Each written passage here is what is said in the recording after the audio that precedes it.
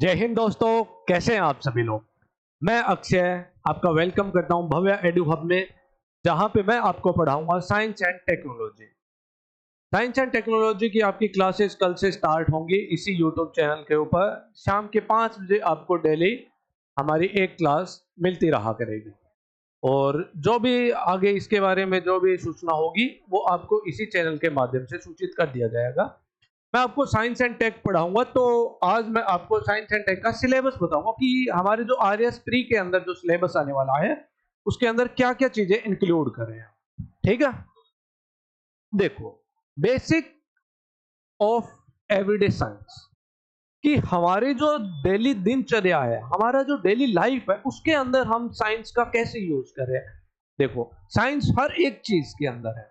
जिस प्रकार से आप दही जमाते हो, दूध से जब दही बनता है, उस चीज के अंदर भी साइंस का यूज है।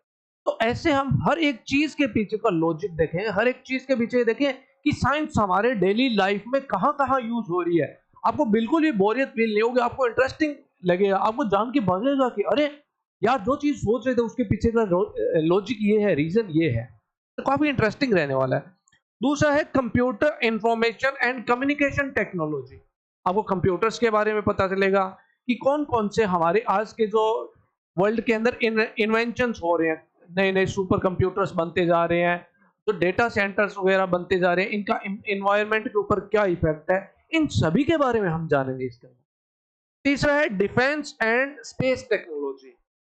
डिफेंस जो हमारे सेना यूज कर रही है कोई भी आक्रमण से बचने के लिए, डिफेंस करने के लिए, या फिर कोई अटैक करने के लिए, कोई मिसाइल्स वगैरह होगी, इन सभी के बारे में हम देखेंगे। इसके बारे में कि अंतरिक्ष में जाने के लिए हम कौन कौन सी टेक्नोलॉजीज यूज कर रही है, हमारी ISRO Indian space research organisation कौन कौन सी टेक्नोलॉजीज यूज कर रही है, कौन से नए मॉडल बना रही है, कौन से सैटेलाइट्स है जो अंतरिक्ष में भेजे जा रहे हैं, ये सब हम देखेंगे। स्पेशल रेफरेंस इंडिया के पर्सपेक्टिव से हम हमारे जो देश के अंदर जो चीजें चल रही है उनको आराम से समझेंगे। इसके बाद में हमारी जेनेटिक्स यूनिट आती है, जिसके अंदर हम पढ़ेंगे inheritance, variation, genetic engineering, biotechnology and nano technology. Inheritance का मतलब क्या है दोस्तों? इनहेरिट एक चीज, जिस टाइप से आपके अंदर कुछ गुण आए हैं आपके मम्मी पापा के, वही चीज क्या है? इनहेरिटेंस। और वेरिएशन क्या है? वेरिएशन होते हैं बदलाव। आप अपने मम्मी पापा के बेटे हैं लेकिन उनसे थोड़े से अलग दिखते हो ना, ये क्यों दिखते हैं, इसके पीछे का रीजन क्या है, ये सारी चीजें हम जानेंगे। इनहेरिटेंस एंड वेरिएशन, जो कि आपके जेनेटिक्स नाम के एक यूनिट के अंदर आता है। ठीक है मेरे भाई। अब हम बात करेंगे जेनेटिक इंजीनियरिंग।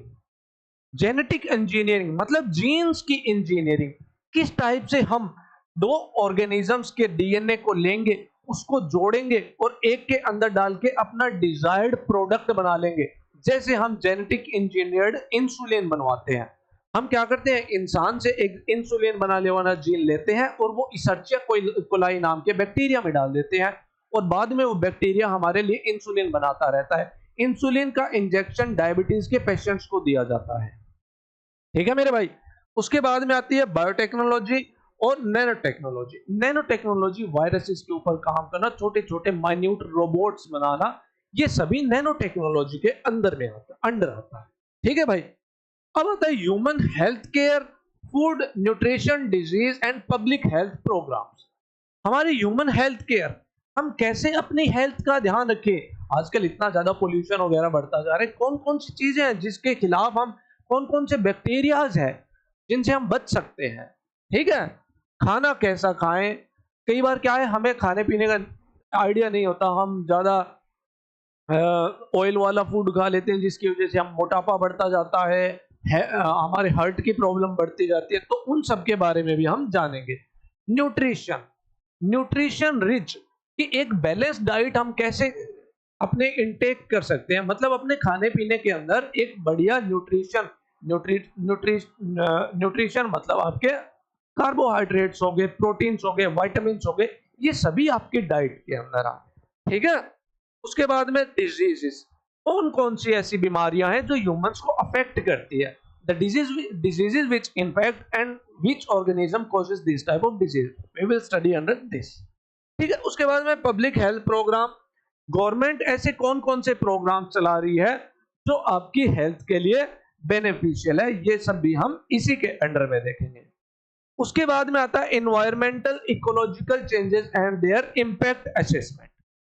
जैसा कि आप दोस्तों देख रहे हो कि आजकल हमारे अरावली पर्वतमाला के ऊपर खनन हो रहा है और बहुत से फैक्ट्रीज वगैरह चलती जा रही है, इनकी वजह से क्या है, हमारे पर्यावरण के ऊपर बहुत ही खराब इम्पैक्ट पड़ रहा है। तो हम इसके अंदर देखेंगे कि ऐसे कौन कौन से प्रभाव है जो फैक्ट्रीज और इनसे निकलने वाले उत्सर्जित पदार्थ से हमारे इन्वायरमेंट के ऊपर और हमारी हेल्थ के ऊपर क्या क्या इफेक्ट आ रहा है, वो सभी हम देखेंगे।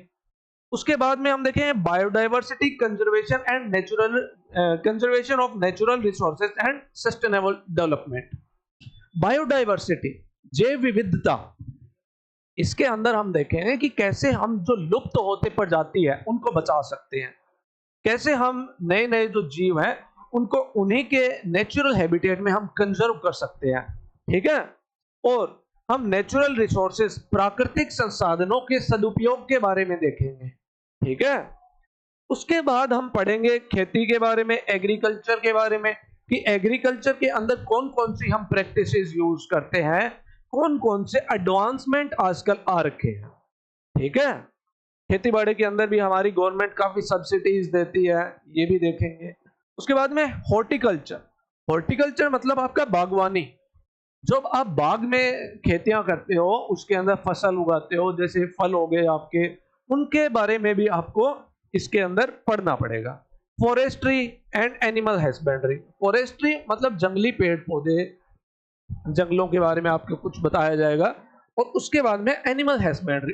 एनिमल हस्बेंड्री मतलब आप एनिमल्स को यूज कर रहे हो, बेसिकली एनिमल्स का यूज करना हमारे बेनिफिट के लिए।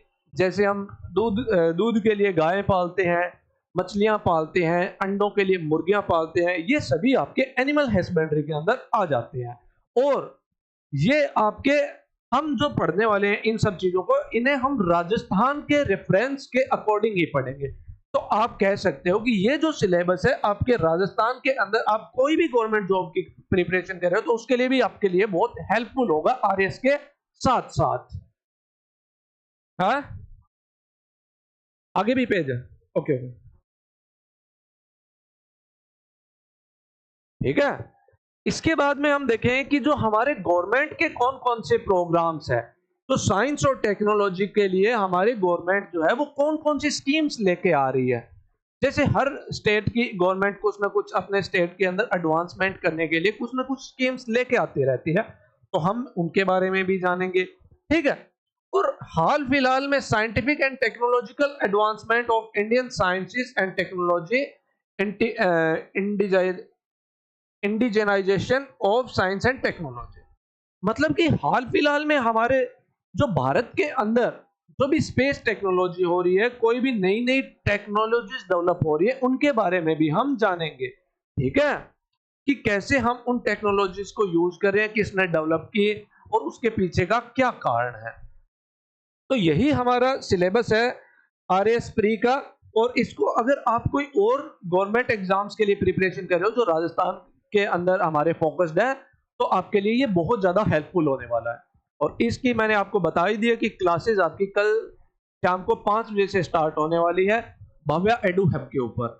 तो आगे आने वाली वीडियोस के लिए चैनल को सब्सक्राइब कीजिए और मिलते हैं आपको आने वाली वीडियोस में।